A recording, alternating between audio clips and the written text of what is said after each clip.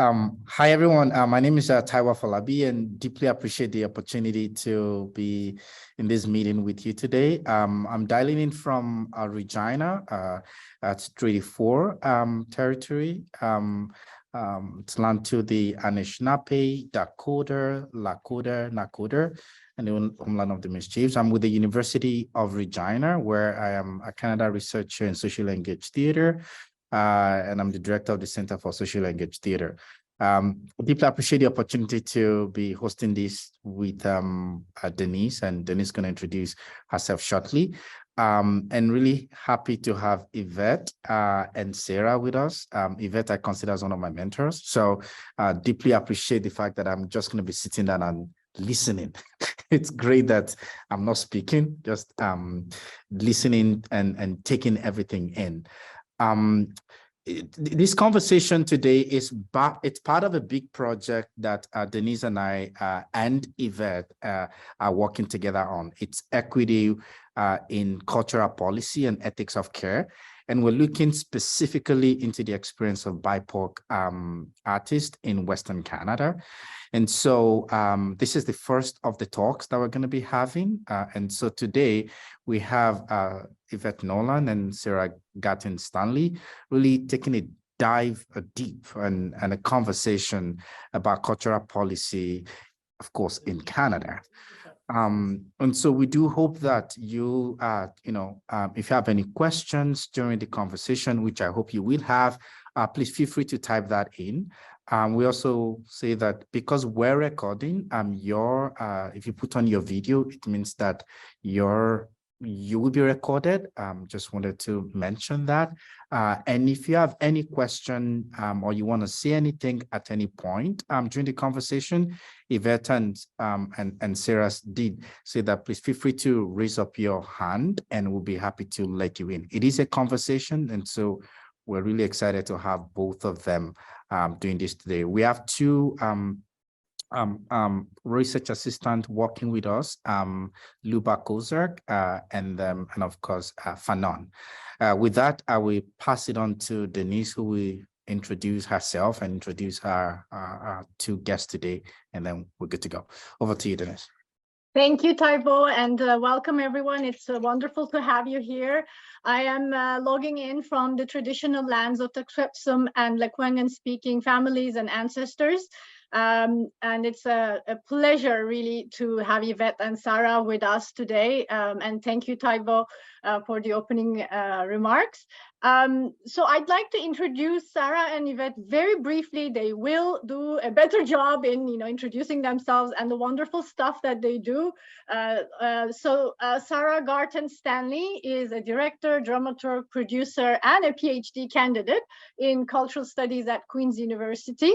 And she's the artistic director for the National Creation Fund at the NAC, is a mentor for the TMU and Theatre Y. Why not? She has been working on a 5-part embodied audio essay series, Conversations at the End of Theatre. And part 1, Massey and me, presented at Luminato in June 2022. So this conversation is very much relevant. And Yvette Nolan is an Algonquin playwright, director, and dramaturg. From 2003 to 2011, she served as artistic director of Native Earth Performing Arts, Canada's oldest professional Indigenous theatre company.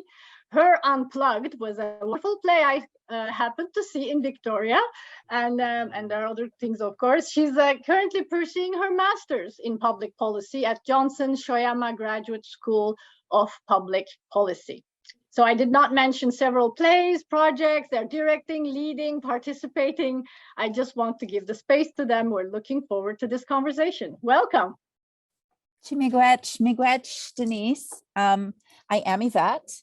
I am usually in Treaty 6 territory, Saskatoon, but right now I'm in Toronto, which is Dish with One Spoon territory, Haudenosaunee, Anishinaabe, Mississaugas of the Credit territory. Working at Native Earth, it's like goes around, comes around. I'm back at Native Earth at a big table that we reclaimed several decades ago. So everything comes around, which is one of the things that we'll talk about, because everything is relational in Indigenous worldview. Everything is relational in theater. Sarah, Garton, Stanley, did you want to introduce yourself a little bit before we go on?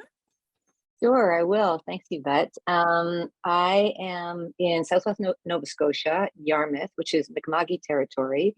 And my partner, Tracy Aaron Smith, and I also are the co-stewards of land that's very close to here, also in Mi'kmaq territory. That's this incredible off-grid hunting and fishing lodge that was originally built on in 1911, and has been an incredible life changer for us and how we think about the land, honestly. So whenever I get home, which is rare lately, it's a great pleasure, and it really recharges me a lot. Lately, I've started going by SGS, and my pronouns are she, her, they. Part of the shift to SGS has to do with the amount of Sarah is a beautiful name, so much so that many people have that name.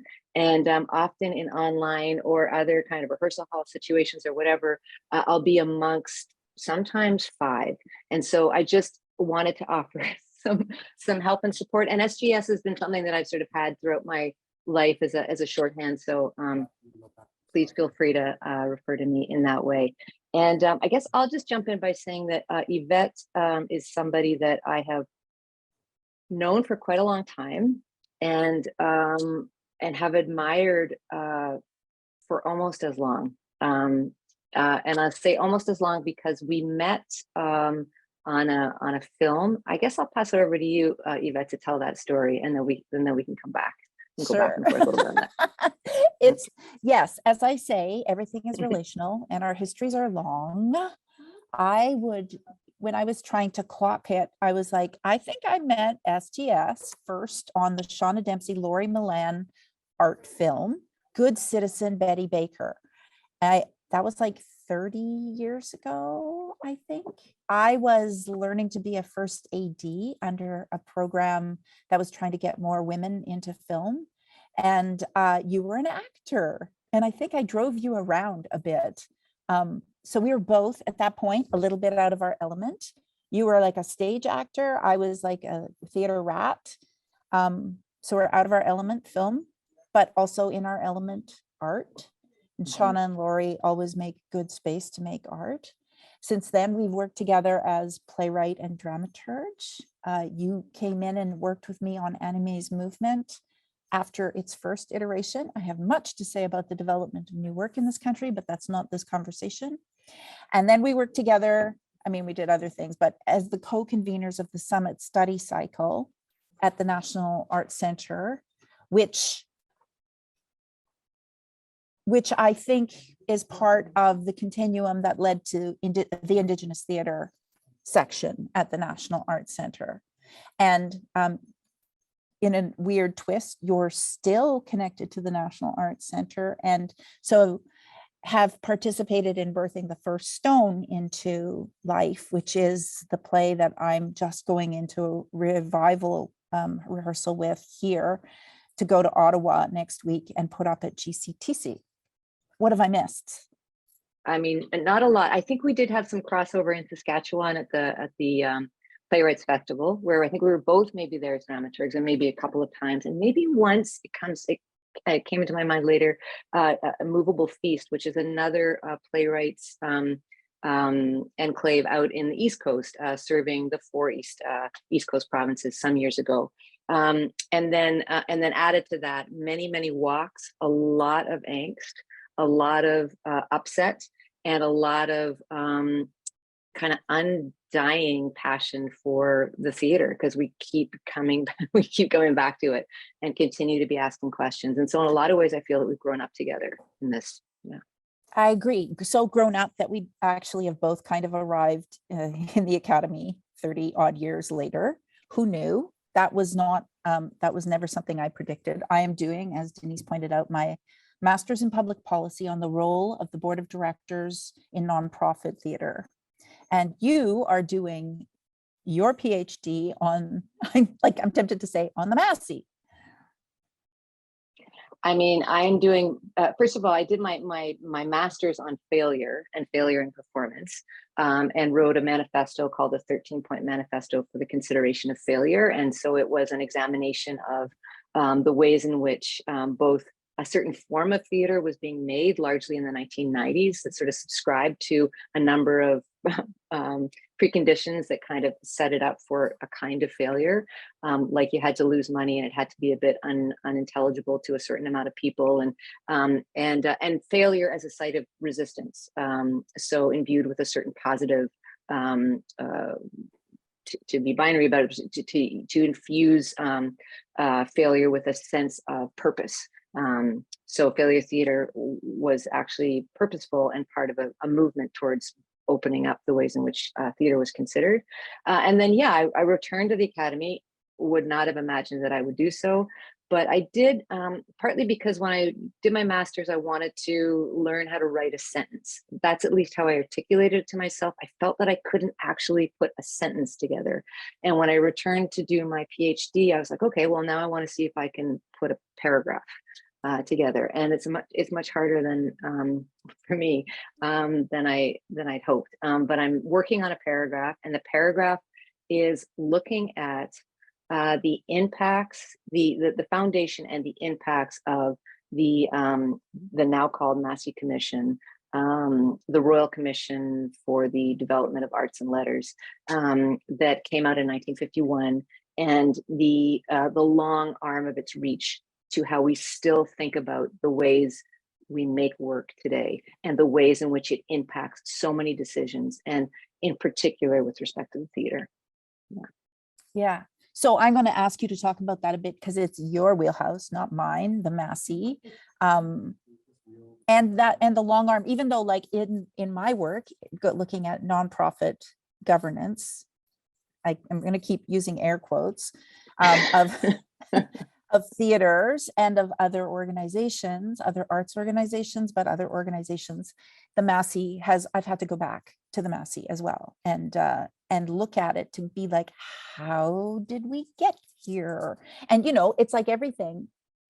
My mother would say, is this a good thing or a bad thing? Like, it's a double-edged sword, right? Because a lot of things fell out of the Massey that I think helped us to coalesce, something to coalesce around, that helped us to begin to define who we are on this land we currently agreed to call Canada, and more than just not Americans. So maybe you talk us a little bit about the Massey.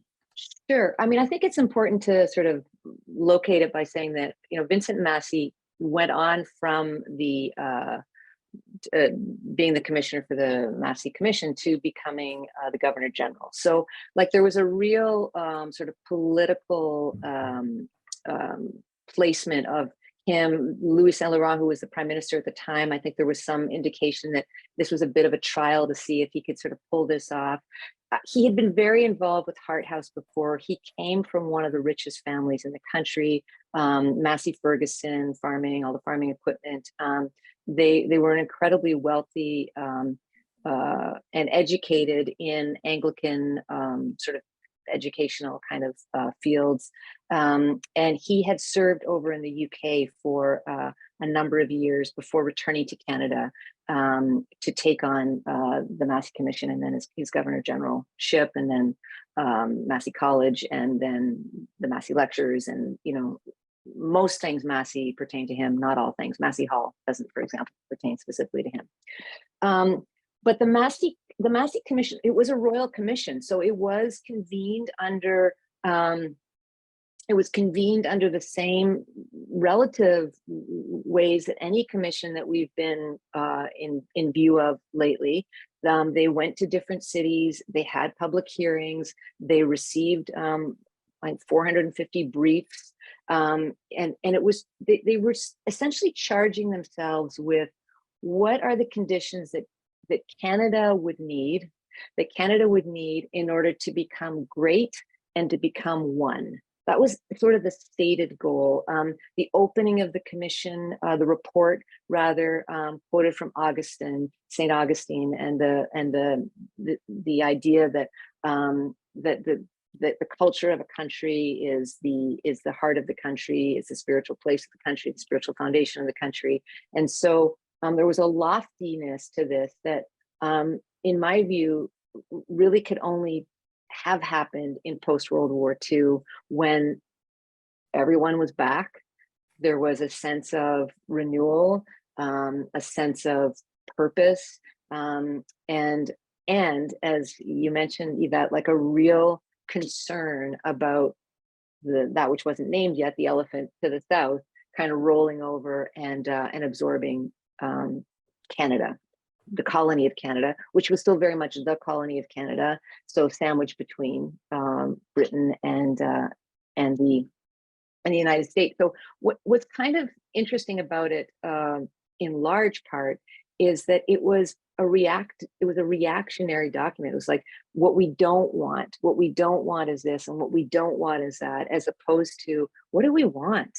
And I think, a big part of that, it's referred to in very short order, and it's not in the theater section. It's in, I think, arts and crafts kind of section, is a complete and quite infamous statement about the inevitable end of Indigenous art of any kind, and that any art that existed at the time of the commission was sort of cheap facsimile of something that wasn't really even worth putting any support towards. So in very short order, it completely damned nations upon nations of people, histories and traditions. And it missed, in my view, the most powerful, important, exciting cultural agency that existed on this land that could have been part of the cultural policy from that point forward. Instead, we have been in this kind of this space of like trying to come out from under the largeness of that particular tamp down. And I think there's tons, as you say, that's been positive about the Massey Commission, not the least of which is the Canada Council, and we talk a little bit about that, and some other resurgences that came about. But I think what's been most damaging was the view and the lens with which the 5 commissioners and the respondents who came forward, they held a very narrow vision for what culture was, and it was the space between not being the UK and not being the US, as opposed to what we are, what we potentially could be. Nicely done. Hey, thanks. That was fantastic. So, and it hurts my heart, of course.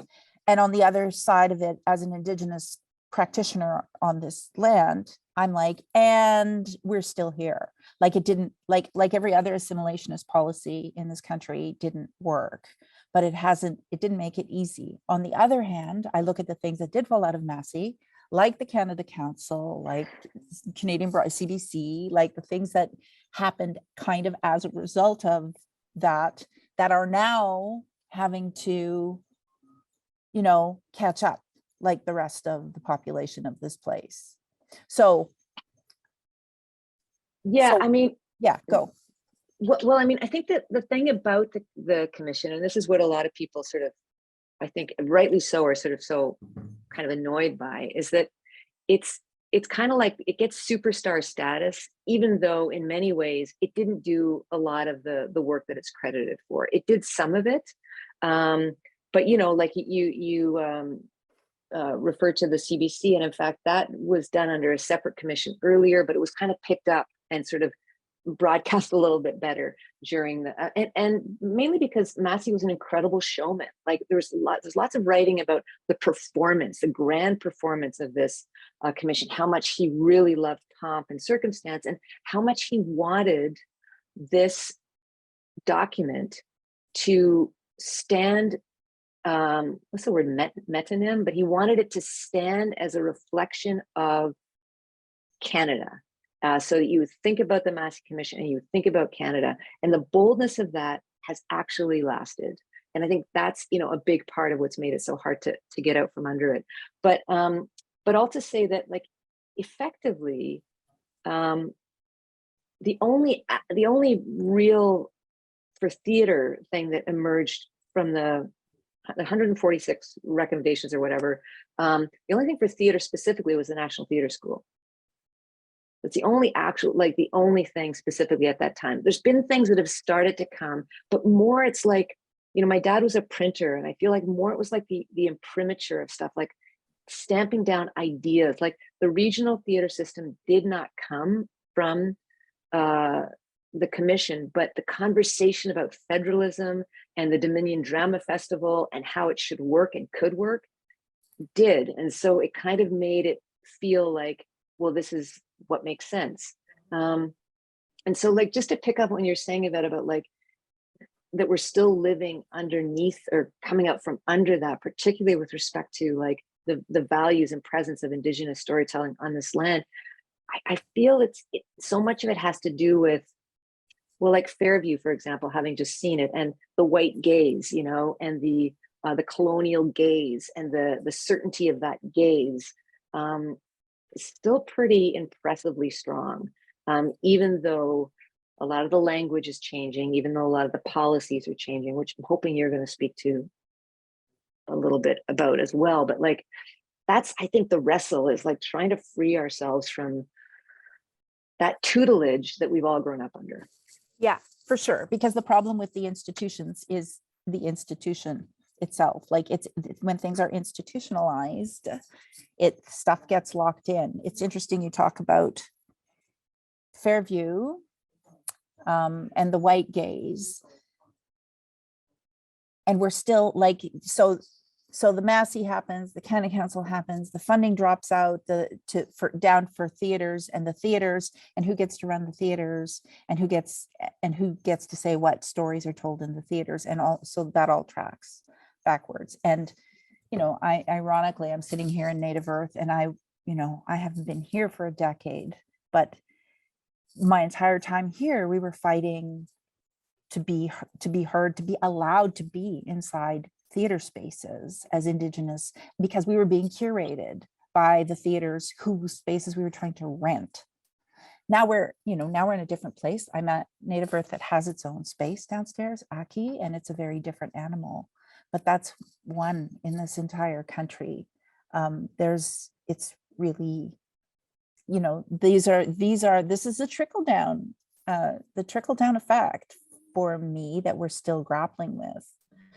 Now, of course, we, fast forward 60 odd years and we have the pandemic, both the pandemics, which I talk about a lot with people as I'm doing my research, the coronavirus that shut down the world, and the racial reckoning that was precipitated by the murder of George Floyd when we were all at home online watching the world because we couldn't go anywhere else. And then suddenly it felt like there was a hunger for change in the public and in the arts world, and in, it's suddenly like the stakeholders changed in an instant.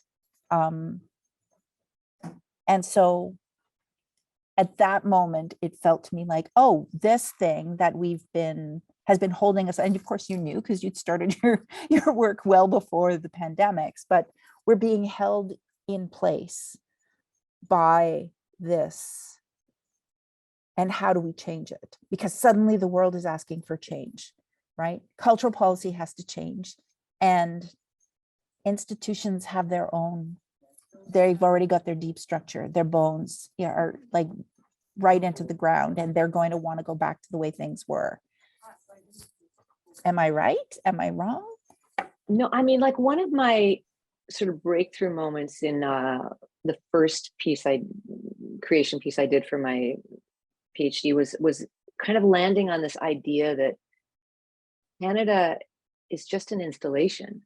And so if it's just an installation, that's both wonderful. It can be like, oh, that was an incredible installation, but what would a different installation be like? Like, you know, the gallery of the studio is still there from sea to shining sea to sea, you know, like it's all, but what could be another installation? And so I think the same holds true for institutions. Now, I do think, you know, that sort of exciting revelation aside, that institutions they tend to want to snap back and they tend to want to kind of return. And yet, what I find exciting about this moment, and first of all, like, I know it's easy to get deflated by how hard the work is, but the work that you did in your time, in particular at Native Earth, has had enormous impact, like enormous impact on the fact that most Indigenous shows that happen in what have traditionally been non-Indigenous homes sell really well now. But we both know that when you were Native Earth, that was not the case. It was really, really hard. And I know that the reasons for that are, there's many, but the work that you did and the staying in it, as you and those who came before you at Native Earth and those that continued after you, but in particular, that those fights that you had, the demanding space and attention and place when you came to the NAC and you did Julius Caesar, right? And you know, the response, the response to that, standing up and saying, I actually need you to hear me differently, led, I think, to like Manadoon's collective saying, I don't want critics who aren't Indigenous to review my work, led, I believe, to art collectives, Indigenous art collectives, interviewing philanthropists to saying, why do you want to give me money? Like the dynamics have shifted to a degree that the hopeful in me both looks back on the hard work and says, thank God for that work, and says, maybe it's possible that the paradigm, the dynamics have shifted or broken enough that we won't be able to return. That's my hopeful take on that. And it is hopeful. I mean, it's interesting that you raised the fact that we couldn't buy an audience back in the day, back when I was here. And because right now, this work that we're remounting here in chapter 21 with Raven Spirit Dance at Native Earth, and so a bunch of artists who've been around for decades talking about, there's so much work that happened before the pandemics, in the before times, that could be seen now, that didn't have the opportunity to be seen. We're like, we should, and we start naming shows and we start naming pieces that could be revived and seen and would have an audience this time.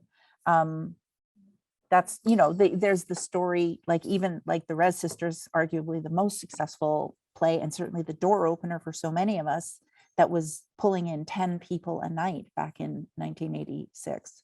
And until one great review brought people to see it. And that was like, and that opened doors and kept them open for a while. Yeah, you're right. So I find it interesting that has happened, that is happening. And then, okay, so things like the Canada Council, right, has also been making the change. We, you know, creating, knowing, sharing is a thing there now. We know that they continue to try and figure out how to support Indigenous art, and not just Indigenous art that has been curated or is being forced through a white lens. And that's painful. That has been, I mean, change is hard. Change has been painful for, I think, everybody who's bothered to like actually lean in and do it. Canada Council, that is one thing. Nothing is ever complete. Everything is a process. But that is a thing, I think, that is also making it possible for more artists coming up to do more work, and a diversity of work. Although I'm still finding, frankly, that a lot of the big houses are still cherry picking the work, and in a way that's like, well, we don't want to do anything too dark.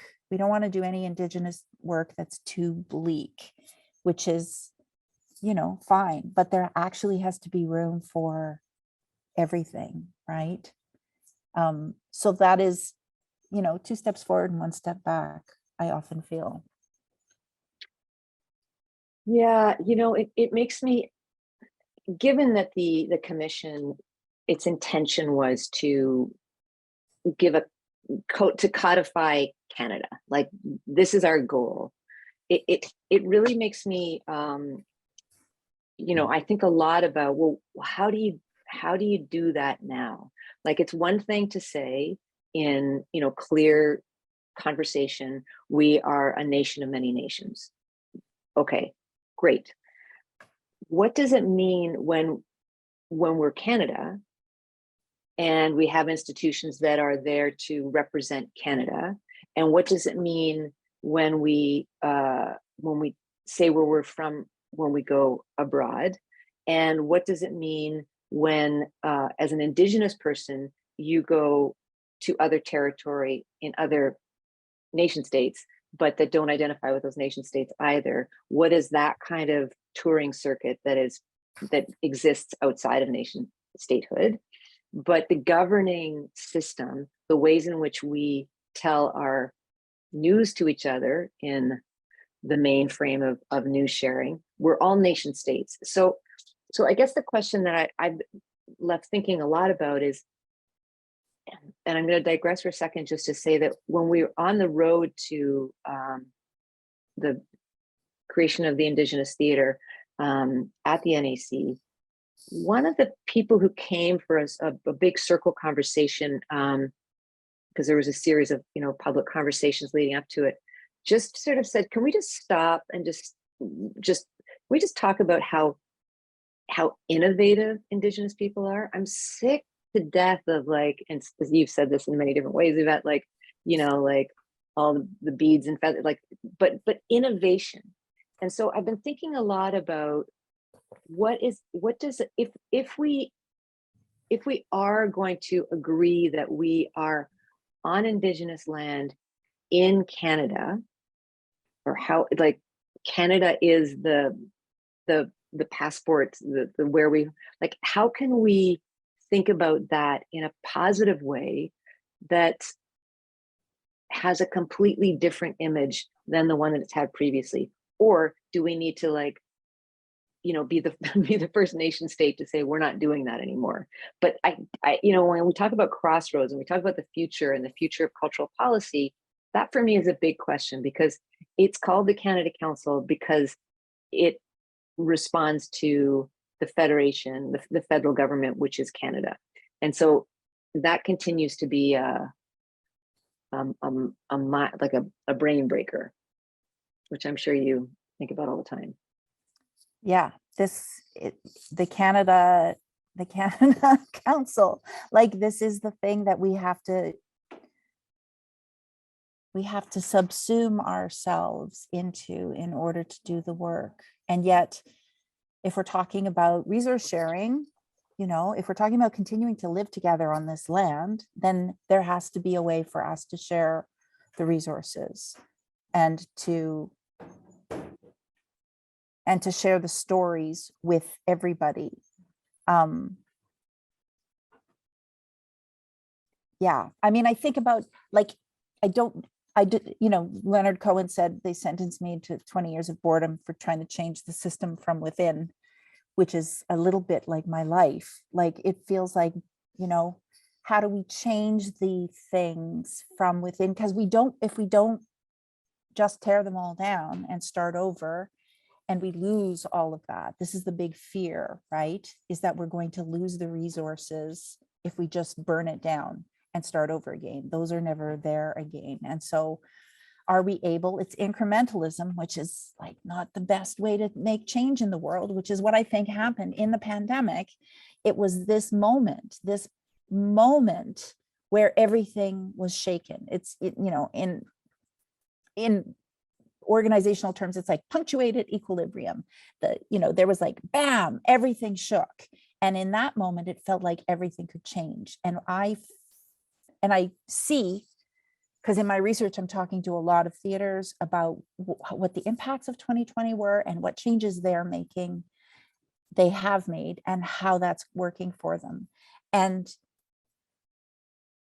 I worry about us stopping the change, us not sticking to we make policy changes in our institutions to make them more equitable, more diverse, more inclusive, but how is that actually manifesting?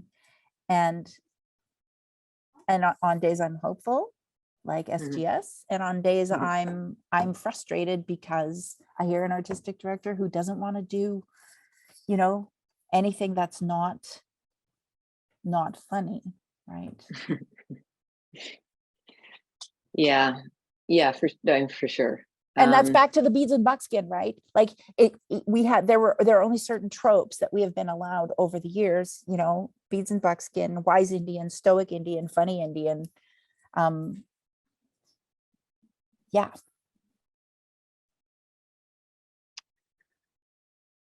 Yeah, I often find myself quoting thinking about Cyrus Marcus Ware, whose work is so based in extreme activism as a visual artist, and as one of the founders of BLM in Toronto, and on behalf of people living and working with disabilities. And Cyrus operates from love. Like, that's their choice and that's their gift, in my view. And I see them working, and we also talk about this a fair bit because Cyrus works within institutions and without a lot. And one of the things that I think about is what can I love? Like, for example, I love Canada. Do I think it's deeply flawed? Yes. But what are the elements of it that I love? So when you talk about like burning it down or throwing stuff out, it's like, yeah, there's definitely elements of it that I think absolutely could withstand change. And then there's other parts of it that are pretty, are pretty phenomenal, like have been over time phenomenal in my view. So I guess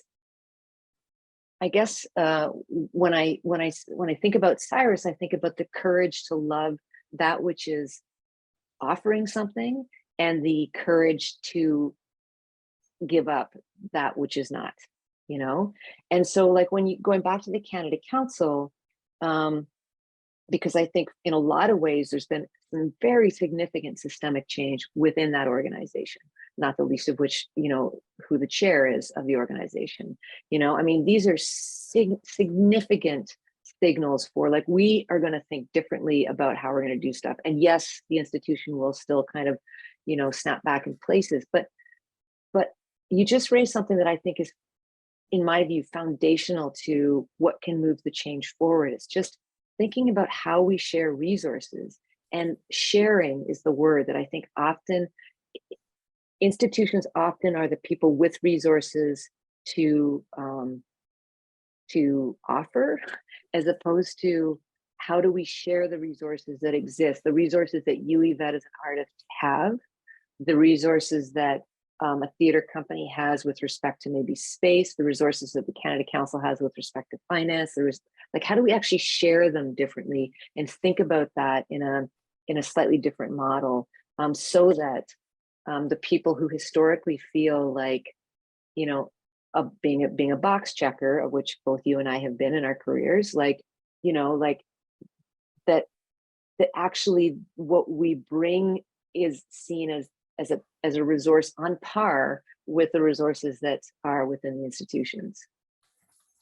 Yeah, that's great. That is the change that, so like, I'm going to make this shape again, which is the hierarchy, the triangle that most places are run under still, right? So there's someone at the top and then everybody else down below. That is the way everything is shaped. But the way I work is we've pushed it over and smooshed it around so it's a circle, which means there's equity. It's one of my teachings about humility, and humility means that everyone in that circle is equal. And so when I think about sharing resources, it's not just that there's this person at the top who can divvy up the resources and pass them out. It's that the whole thing tips over on its side, and then we're in a position to start talking about how we share resources. So I'm going to keep going back to a large facilitated institution with lots of resources, that it's not just about like this person at the top giving something to an Indigenous group or a Black group or an Asian group or like any other sort of racialized group, but it's actually about thinking in this way. So like how this pie that we have, how do we share it with all of these different factors, all these different factions in our community?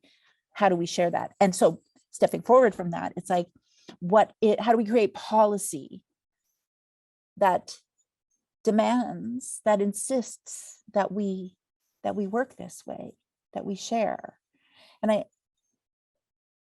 that we share resources in a more equitable way, that we look around the table and see who is not there and work to make sure that they have the opportunity to be there if they want. I'm going to come back to that, because when you said policy, it reminded me of a story when I first was at the NAC with Jill and Kylie, who was the artistic director, and I was the associate artistic director for English theater. And I came to you and I said, I think that we should go to a colony of similar size or scale to us to understand ourselves better in relation to them. And so you were like, okay, so there's the United States, there's Australia, and there's New Zealand. And at that point, the latter was slightly different than it is in terms of awareness and awakening around Indigenous peoples. So we, at that point, I think your feeling was like Australia was like kind of the bottom at that point, historically. So we went sort of with that, in many ways, I think this gave root to so much that we were able to do. But we arrived, and just at that moment, the government of Australia had passed a set of policies that made it mandatory that at that time defined as Aboriginal people would be referred to and acknowledged every printed document that any performance space put out for its public. So every time we would go to a space, there'd be like an acknowledgement and information. And we didn't see, to be clear, we didn't see like way more Indigenous work on the stage while we were there. We weren't there for a long time, but I did notice that right away. And also we started exchanging with a lot of Indigenous artists from over there and getting a better sense of the work. And from that time, which was 2013 maybe till now, it's like the country in so many ways, still huge issues, but it flipped a lot around its cultural policy. And then most interestingly is Australia recently like launched its new cultural policy. And I feel like in part that came from that policy back 10, 12 years ago that stated that attention must be paid, which isn't part of our cultural policy now, by the way. Like our land acknowledgements, these are our agreements, but it's not cultural policy. It's not stated. And I'm not suggesting that that's a good idea or otherwise. It's just, it's not written down. We don't have actually a cultural policy of any overarching kind. We haven't had one really since Massey, which is part of what we're kind of dealing with. But then that sort of brings me back to your question about like how do we find policy that takes the triangle and does this. And recently I was working with Nikki Trefila, who sort of took over from me. I was on my way out of the National Arts Center at the time. And we basically worked for a year together on, this was deep pandemic, on her thinking about something that she might do for sort of the next thing after the cycles, and And so we talked a lot about abolitionism and how that can work and how that can reframe the way we think about how we make work. And when I approached her, I approached her with such a deep fear in my heart that she would not be interested in being affiliated or associated with an institution like the National Arts Center. And we spent a good quarter of the year talking about that, why that might be, why that could be, what it could mean to her credibility as a young leading artist, activist, what it would mean to engage other artists under the umbrella of the NAC. So we really talked a lot about resource sharing. Like I was, the fear in my heart was like, I love the National Arts Center. I'm leaving it at that point, but I want it to thrive. I want it to be a community center that represents the vast population, the vast array of cultural kind of inroads that exist within this country. But I'm worried that these, big, dead, ossifying spaces will just be turned away from by all of the interesting young or young at heart artists doing incredible work. So in terms of resource sharing, we really had to have candid back and forth conversation about like, well, what we can offer is a space, financial support for all the artists, administration for all the artists, and any other kind of accommodations that were required to make it possible for the artists that were in this group to participate. And the only person, and that was by invitation, that from the NAC that was invited into that first year and that gathering was me, because I was on my way out and because I wasn't a full-time employee for the NAC at the time. And Nikki needed to feel, and the group needed to feel, that they would have all those resources so that they could engage with the questions of why something like the National Arts Center could be of value to anybody working outside of those sort of normal constraints or whatever. And the project continues. I've not been a part of it since, and I think successfully, but that's talking about the resource shift. Like the NAC needed to understand that its resources were being used so that people could have an honest engagement with what was and wasn't working, so that it could work better. So I mean, that's one, I think, small, because it was quite micro, but a pretty positive example of how that could shift. How policy could reflect that, I don't know. Yeah, that's great. It feels to me like there's two things happening here. One is engaging with the institutions in order to change the idea of the nation within the institution. So because you and I did the summit study cycle for Indigenous theater at the beginning of your time with the National Arts Center, which was also radical on a bunch of levels and was a bit of a battle along the way with all of the institutions, because institutions have the way they've always done things. But we did some radical things inside of that. And I think, okay, so why did I agree to do that? Besides the fact that it was you and you said, come, let's do this thing. I'm like, it's going to be hard. And you're like, it's going to be fun. And it was hard and fun. But it was, in that case, it feels to me like we were working to change the idea of the National Arts Center, its own idea of itself, by being the change, and to get all Gandhi-esque about it, including the way we entered into the summit, which was, for those of you, none of you were there, so I'll just say, we invited a bunch of Indigenous artistic leaders to Banff and we invited a bunch of institutional leaders, non-native institutional leaders, to come and listen to the conversation. So they had no voice. They could listen. And this is what SJS likes to call the formal experiment. The formal experiment where the Indigenous folks spoke and the non-Indigenous folks with the resources and the power did not. And it was illuminating for everybody. I remember Michael Gray saying, I never felt like anyone has ever listened to the end of my sentence or my paragraph before, and I do now.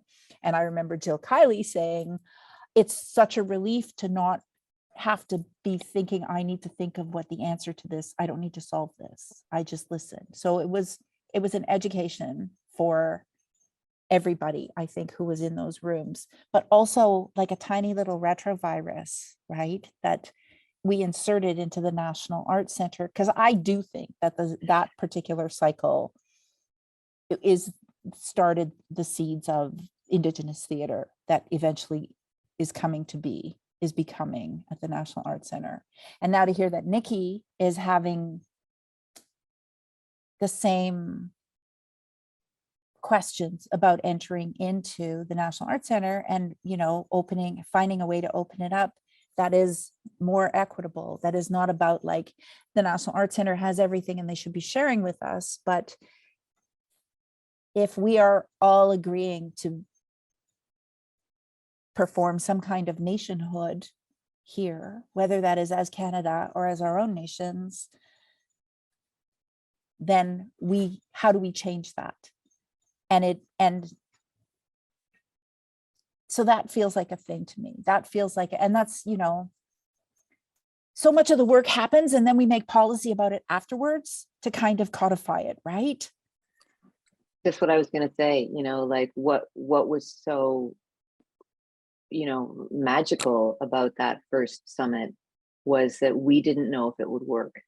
We honestly we had no idea whether it would just be, it was terrifying, remember? And I think because we were asking everyone to behave differently, like, and to imagine that the space was trustworthy for that to happen within. And of course, going forward from there, you can't replicate that because then it's happened and people know it's happened. So they go, oh, well, this is the part where I don't talk and you do. And, the presence of that has passed. So that's where I get really confused about how policy works. And yet that seeing what happened in Australia, that's something. So as it's not where I am, so I can see it through rose-colored glasses, I guess, but it was profound. So I guess I wonder, like, is policy something that, is it statements of value, or is it like specifically, this needs to be done this way all the time? This is my answer to everything is yes, values. Yeah. It's like the policy we should be, the policy should be that you have to have values, articulated values as an institution.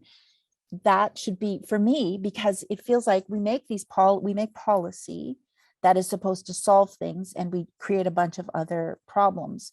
And what I keep articulating to organizations that I'm working with or individuals I'm working with is like, what are the values of this organization, so that there are steps along the way before the policy, so that there's, for me, I don't want to talk about it too much because we just did it here at Native Earth like 20 years ago. It's like, these are the values of the organization and everything will be pushed through that lens, these values. And that's the way, every department talked about how they were engaging with the values, whether they were marketing or outreach or, no matter what, production, what value were they working with? And that, I think, has made a change that I think has tumbled out into policy along the way. But it is like, you can't enforce values. Is the policy is everyone needs to have values. which seems dumb to me because everyone, don't you have values? But once you start, it's like, show me your budget and I'll show you priorities, right? So show me your values and I'll show you your policies. Like if your values are excellence and I don't know, I don't know what other, you know, like things that are not to me values based, they're too squidgy, then I don't know how to trust that organization. Yes, but I don't know. It feels to me like as soon as we create policy, it gets tested and either it fails or it succeeds so well that it kind of, we slap a couple of coats of varnish on it and we're done. Like it's a thing that we have to keep revisiting. Agreed. Yeah. Over and over again. Yeah.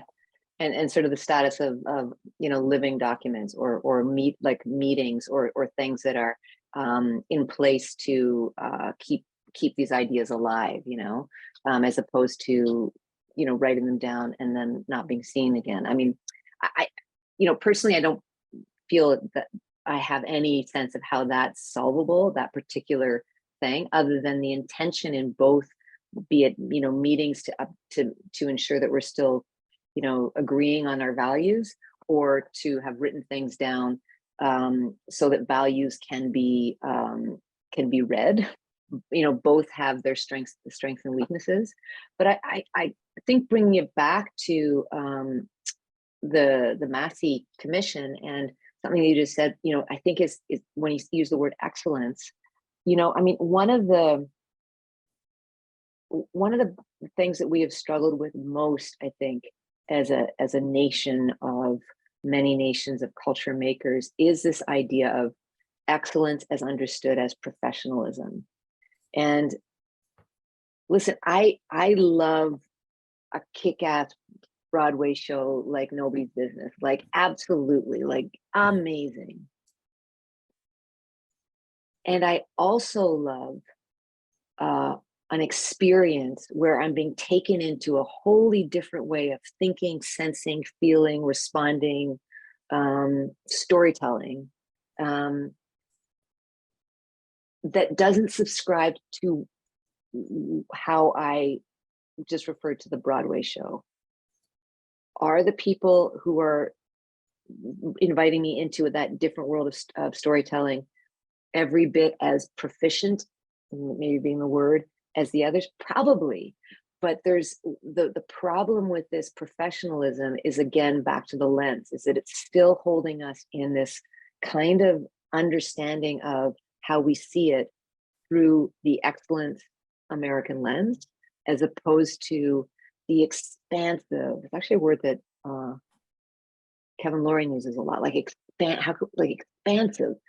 You know, how can we broaden it? And I think the Massey Commission and the Canada Council and many of our, you know, institutions have valorized a kind of excellence that obviously cuts out a whole bunch of really phenomenally engaging, fascinating culture. Hey, SGS, look, our hosts are popping in to tell us we've talked too much. No, you've not. It's really enjoying the conversation. There are a lot of questions here. I'm not sure we're gonna be able to attend to all of them, but I'm hoping that we can start with them. And for participants, I'm hearing some might not be able to send their question to everyone. Just send it to either me or Deniz. We'll be happy to get that out, send it to, you know, read that out there. So I feel like maybe I'm gonna put both of you, just gonna be asking those questions because there are a lot of questions now. So I'll start from the recent one from Ludmila Rees. I hope I did get that correctly.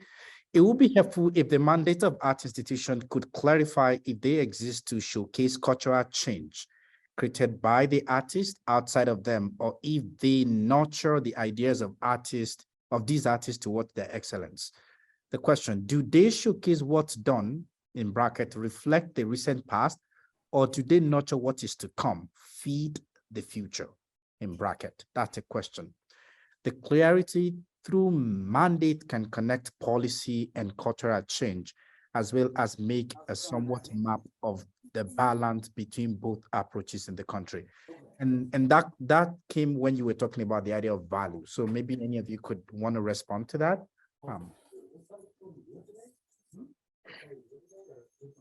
I guess my first sort of thought on hearing it is like, is something I've learned, like hard learned in the last while, which is it's not binary. Like nothing is binary. Everything is on a continuum. So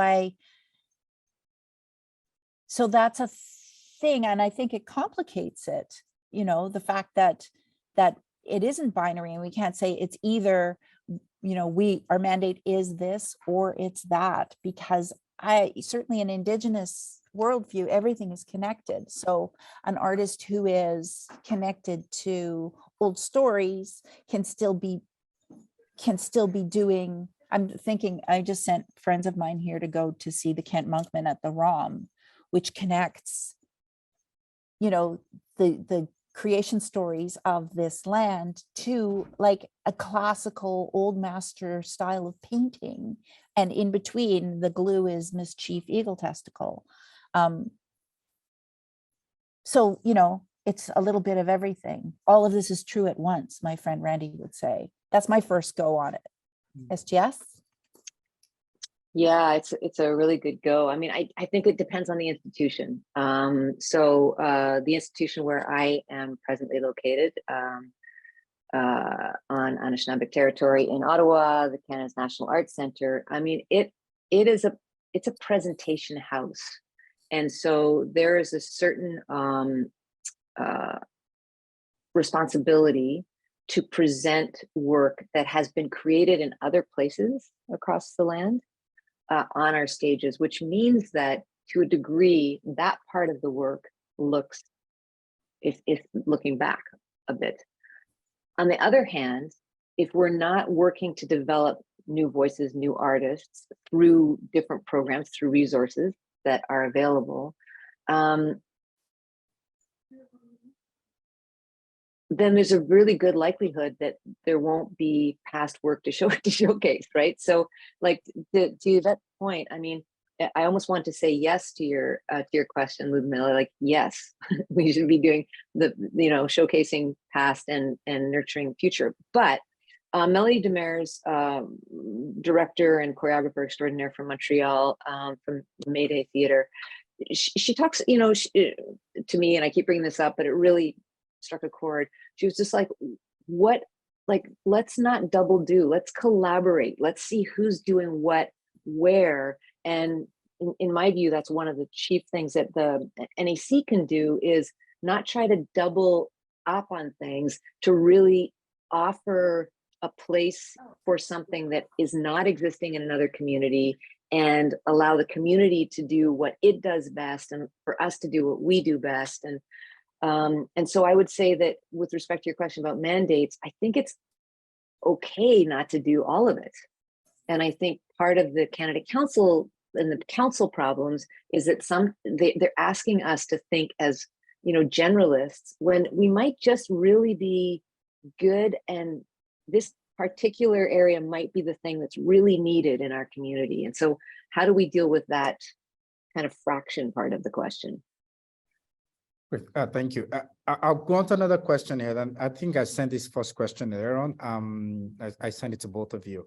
The question is, I was wondering if you could speak to the strengths and weaknesses of Massey Report, and what are the implications for Canadian cultural policy today? I know that you kind of talked a little bit about that, SGS, but maybe you could speak to that more, the key strength and the key weaknesses, and then what's the implication of that for the Canadian cultural policy today? I mean, yeah, to revisit a little bit, I think that the key strength is that at a moment of concern around ideas about cultural imperialism, and Canada being subsumed into the United States and Britain, the Massey Commission did articulate through resources that the federal government did give to the Canada Council and to other institutions, did give us as a nation in a home of nation states, the opportunity to express ourselves as distinct and as unique as we understood ourselves to be at the time, which was in a bilingual colonial framework. And that leads directly to its major weakness, which was its very short shrift, without much attention to it at all, dismissed all of Indigenous peoples in the consideration of the future of culture in the country. And it saw the success of the future cultural artifacts and objects through a largely Western European lens, which meant that the sort of multiplicity of cultural storytelling and cultural and approaches to culture have had a much harder battle for pride of place within the Canadian story than they might have been if the policy hadn't so explicitly spoken to isolating our primacy between white America and white Britain, basically. Thanks, SGS. I'm gonna pivot to another question. This is from Kim, and we're putting in a lot of questions here. So apologies that some names are not there.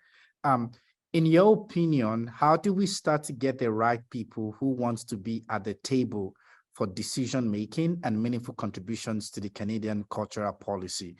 And maybe you can also connect that question to with the current sociopolitical rhetorics, particularly after pandemic, what needs to change within the Canadian cultural policy itself?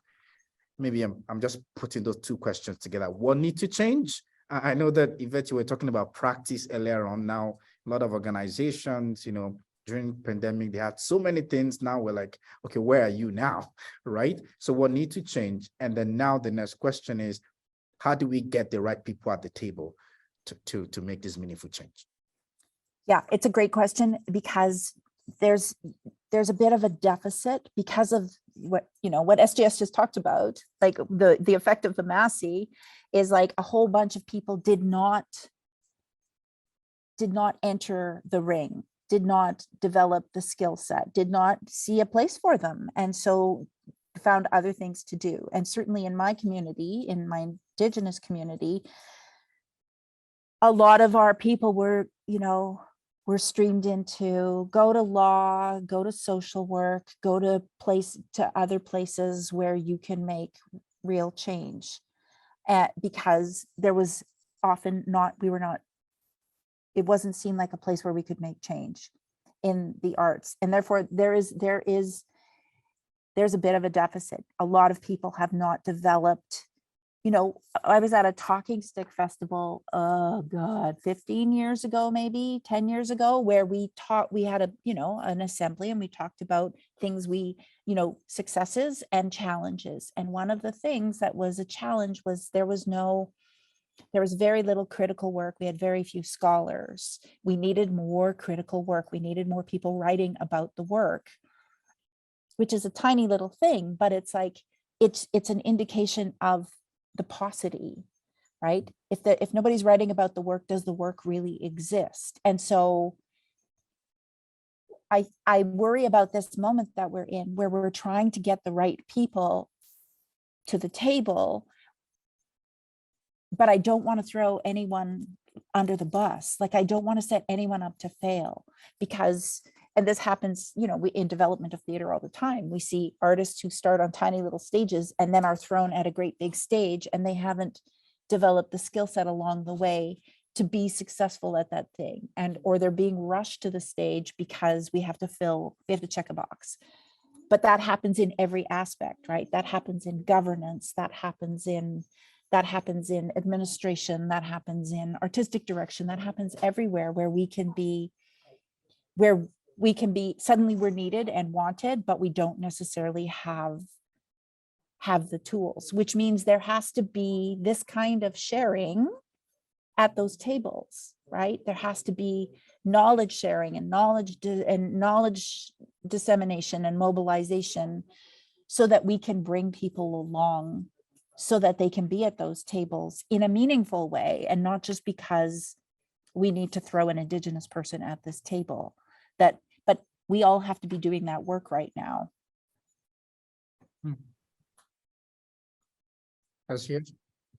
I mean, I guess I would just add that, you know, representation does matter, because I keep seeing it mattering. And the impact of who the three artistic directors are for the theater departments at the National Arts Center right now, Nina Leah Aquino, Manny Suleiman-Liu, and Kevin Loring, it means that theater is not being led, the resources aren't being shared from a perspective that, even though each of those individuals in their work and whatever talk about how they were also raised within a, you know, a same system, each of them are very conscious of the roles that they're playing and the cost of taking on those roles in order to play them. But the impact of it is real, because the people who are interested in working at the National Arts Center changes, I'd say changed almost immediately, because there was a sense of, I'm here, I'm represented here, and I can see myself here. The question is, and so when you talk about the table, is, I think, and this is why I'm so excited by those three artistic directors, because they are table changers. They're not artists who are just like, okay, I'm in, I'm just, oh, this is great. How do I just do it like it's been done? They're really interested in saying, like, this isn't working, or this is quite frankly, guys, this is dumb, or whatever. And so I think it's also changing the shape of the table. And to your point, Yvette, those people who are doing that need as much support as is possible, because that also gets forgotten sometimes. Is these leaders were like, oh, they're in there now. It's like, no one has been Nina Leah Aquino at English Theater before. Nobody. She's the first person to hold that position in that way, having to respond to a multiplicity of communities. So how do we work to support her? And same for Kevin. When Kevin came on, there's never been that theater, and from within the various communities and within the institution, both, all kinds of things to figure out. So I think changing the table slightly, and what are the support systems for the people who are willing to be at the table so that more can come. Yeah. Thank you. There is a comment from Brenda here. I feel like I'm always explaining my culture, that it is not First Nations, that it is not Métis, that it is not Inuit. Like Europe, the indigenous in North America are all different. And until the colonizers understand that, it will be difficult to write cultural policy. I know they wrote this a while ago, but I think it was again around when we're talking about change and really sharing about the Massey Report. Just a comment I wanted to read out loud about that.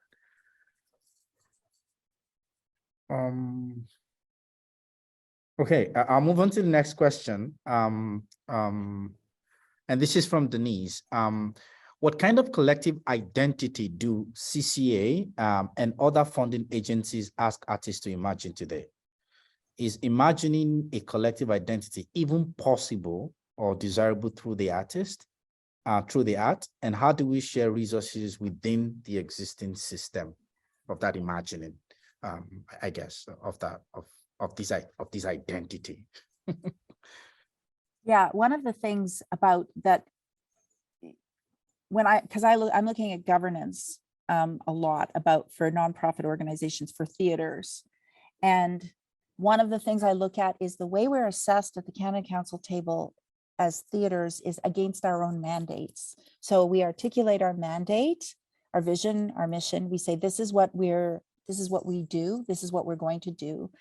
And when our applications go to the table, we're assessed against that. We're not assessed against, can stages mandate mission or values. We're assessed against our own mission, mandate, and values. And so when I think about governance, I think that that is a thing that we should also be doing, is like being able to say, this is the way we are governed, and be assessed against that. Like, so how's that going for you? So, I mean, this is all part of my research, but it is a thing that is, you know, as SGS said, like not throwing everything out, right? What are the things I like? It's a thing I like. I like that about council, that it's like, this is, you say what it is you're going to do, and then you do it. And how well you do it according to your own, you know, what you've set up is what you're assessed on. So, and it, you know, at the risk of getting all like, you know, multicultural about it, but a mosaic is all those little pieces, right, put together. And that is, it's not a collective identity in my estimation at council. It's like all the little pieces that go together. And when you back up, it's like, oh, that is this place we currently agree to call Canada. It's, you know, Fujian and Native Earth and Why Not and the National Arts Center. And like, it's all of those things. So I don't think that it's a great question, because it keeps bringing us back to like cultural policy. Like, how do we articulate a cultural policy? But again, I keep feeling like we're doing it, and then we're trying to create the policy that articulates the thing that we're doing. And I just want to say, while I was thinking about it, because one of the things we haven't said is like, so if Massey did that to us back in the 50s, do we need another Massey? I'm not saying we do, but I'm just saying that we're not that anymore, right? We're not a bilingual country, two nations, whatever that rhetoric was about. I think the understanding in this place now is that there are three here, the people who were here first, and then the two that landed on top of us. And we're starting to hear those things articulated in every place, whether that's land acknowledgements or, you know, we all talked about where we were when we started this. So that becomes the question. We don't need, and I'm not saying do another Massey, but I think in our heads, we're already doing that. We're no longer Massey. So how do we break that thing, that Massey thing, and be like, no, this is who we are. And the way we're not Massey is we're not doing another Royal Commission because royal, just saying. Point being that, I mean, honestly, I would love there to be a way for there to be a new overarching cultural policy that managed somehow to enshrine a shared set of values that that the people sharing space on this land could largely buy into. But when I think about the real fractiousness that exists within this country, when I think about the people who would find this conversation ridiculous beyond all measure, I would wish and want for cultural policy to somehow open up an avenue whereby people could be excited about living together on this land and telling stories to one another. But there's a lot of work to be done. And I think it's through policy, back to your point, Yvette, but not a macro policy. I think it's some micro policy making. But, you know, honestly, like this image that I have of Canada as an installation, I do want to believe that in my lifetime, we may find enough of a commonality to want to construct a different installation, like maybe using some of the parts that exist, but shifting it a little bit so that we can see ourselves reflected more honestly for the incredible transgressions that are part of our nation building, and more favorably for some of the successes of our nation building. And, you know, I don't know if anyone here has had the incredible gift of seeing Mariam Fernandez and Ravi Jain's Mahabharata through Why Not. But I mean, this is not a Canadian quote unquote story, but I feel so proud of, I just like sitting in that theater filled me with such, and there's been many lately, actually. I could sort of list a bunch that make me think like, we can get behind this. Like, this is amazing that we're able to do this. And I think, you know, Why Not? And it's Rage Against the Machine. And it's like, this is not, you know, this is not my Canada. This is how I want to think about building culture. These are things that, you know, we can take real pride in, the table having been shifted, the way in which we think about work having shifted. And there's so many examples of that. So I would just love it if somehow before my time on this earth is done, that there is enough of a commonality anyway, or a connector that can bring some of this together. Because yeah. Thank you. I know we have around five or 6 minutes to finish, to wrap this up. But it's really interesting that what do we need to start? What do we need to decenter, right? and imagine a new kind of future for, you know, within the context of cultural policy. And there is a question here that I'm, you know, from I think I'll take the comment first, and then I'll come back to the point I'm gonna make. This is from Luke Brown. Just want to comment that my mind is blown by this chart. I work at the NEC with SDS, okay, as a fundraiser working closely with major gift donors, many of whom have funded the Creation Fund. And I always have an academic background in theater. My master's thesis was about the Massey Report and queer theory. The conversation can and will create ripples of change for artists and arts supporters. Oh, thank you for sharing your wisdom and for organizing this meeting. I, for one, am incredibly inspired. Okay, so that's a comment. I just don't want that to go, just to really give that out there. Thank you for sharing your thoughts there. I want to come back to SGSG. You were talking about, and of course, Yvette started this, talking about maybe we need to rethink, do we want a new kind of Massey Report? And we've been talking national. I wonder what would the conversation be when we go regional and when we go to because there are times that we pick on this national lens, which is great, but when we start coming to the nitty-gritty of it at the regional, at the provincial, at the all those levels, how does that change that conversation to imagine a new kind of policy we want for the future? And I know it's a big question. I hope both of you can just speak to that before we I'll hand it over to both of you.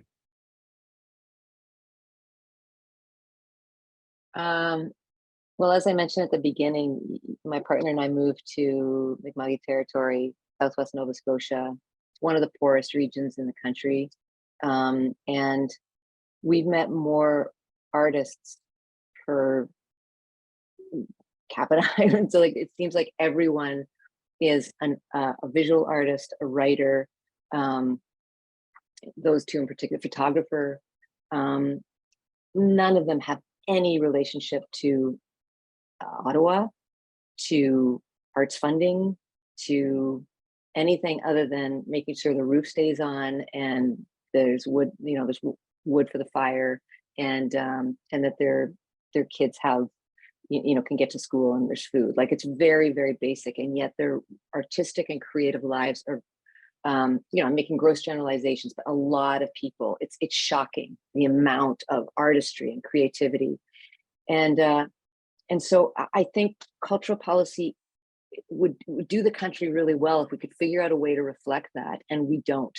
It's, you know, like there's all the stories about all the decisions being made, you know, around the fisheries, they're being made in Ottawa about people who have the experience on the ground in my region and in another region. So there's something about an embeddedness in different regions that maybe there just is a bigger conversation that has to happen that could help build that out. And I don't know what the system is for that, or if there is a system for that, but I do think that we're missing a lot by top-down decision-making as opposed to, you know, in the regions and building up. Yeah, I don't know what it is either, but I do know that, you know, there's a word in Cree, Wakotowin, that means all connected. We're all connected. And I think that's an understanding in Indigenous worldview, right? Like we may be in Saskatchewan or Toronto or Ottawa, but we understand how we're connected to the logging in the West or the fisheries in the East. So I think that's the thing we have to cultivate, is an understanding, which we've always been, right? Like different but connected, different but equal. Like that's a thing that I don't know how to make that into policy though, which is why I think we have these big organizations, these national organizations whose job it is to hold a larger idea of what it means to share this land that we currently agree to call Canada. I think some are doing that work anyway. And I think, yeah, I don't think it's another Massey report, but if we can find a way, SGS, if we can figure out a way to, like, I know, here's the Nolan SGS cultural policy for Canada. We could just put it out there and then people can argue about it. And maybe that's what we need. We need to have the discussion about it with everybody, the argument about it, because that's also what happened with the Massey. Like, we don't want to be American, right? Well, now let's have an argument about what we don't want to be now in this time, 60 odd years on from that. Well, thank you so much. I think we're just going to wrap it up here. Thank you so much, SGS. Except you have final thoughts. Do you have final thoughts? 72 years old is the Massey, just to say that. And I guess the final thought, just to pick up on what you're saying, is really learning and relearning what all my relations means, and that it's not just people and it's not just clan based. It's everything. And if we could cultivate a better sense of that personally, if I could do that for myself, and if we could do that in a broader sense, it's the most powerful starting point I think we could find for like this idea of a commonality regionally based. Yeah. I think that's a beautiful way to wrap it up. Relearning what my relation means to everything, right? Thank you so much, Yvette and SGS. Deeply appreciate your thought on this. Like we said, this SHRC-funded project is on equity within cultural policy, and we're focusing on it's focusing on IBPOC in Western Canada. But I think this is a great way to start this series of conversations. On April 13th, I believe, we're having another one at the Belfry Theatre in Victoria. It's going to be hybrid. And we're going to be again digging deep into some of the key issues that you've raised. Thank you everyone for being here today. We appreciate the opportunity and that you were able to participate. And then, yeah, thank you so much so it's the 14th of April, not the 13th, please. The 14th at the Belfry in Victoria, BC. Thank you so much everyone for coming, and thanks to SGS and to Yvette for taking the time. Deeply appreciate you. Thank you. Thanks everybody.